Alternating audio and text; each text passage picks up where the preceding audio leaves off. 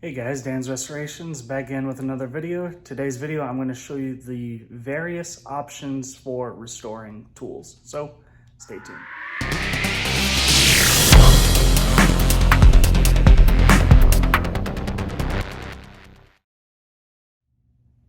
You guys want to look as cool as me? You guys can check out the merch store I have for Dan's Restorations hats, shirts, stickers, magnets, bumper stickers, beanies, sweatshirts, shop towels, all kinds of stuff. Check out templargear.shop. Link will be down in the comments section below. And anytime you guys purchase something, it will help this channel so that I can get better tools to come out with better projects for you guys. So thank you very much. Okay, so right here we have 3 tools.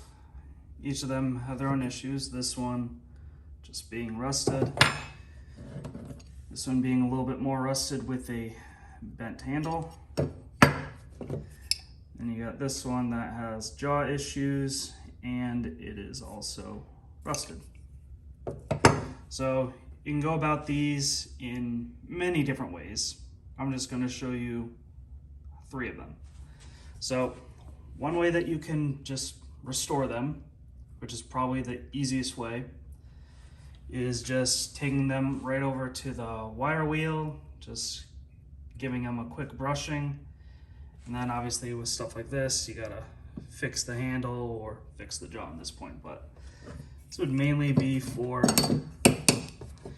items like this, where it doesn't have many issues, just a little bit on the patina side. So with that, probably do something very similar to what I did with these pliers. Now these pliers were very stiff and it had a light coat of rust on it. So all I did was I added some oil in it, left it in the oil overnight, and it became pretty good, you know? Then I took it over to the wire brush and just gave it a quick brushing, used a pick just to get out all the details. Now, that's mainly what you want to do with something that has like a lot of intricate details, like on the handles, you have those designs on there. And if you want to keep the lettering on there, if that's important to you. Now, say you have something that's more damaged, like this. The head's mushroomed a little bit. Obviously, someone used this as a hammer. The jaw is not straight and it's rusty. With that, you can have some more designs like this. So what I did with this was I took it over to the wire brush, brushed it all out, got rid of all the rust. Then I took it a step further and sanded all the edges and pretty much everything. Still a little bit of pitting in there. Can always fix that at another time, but this is more of the quote-unquote polished look.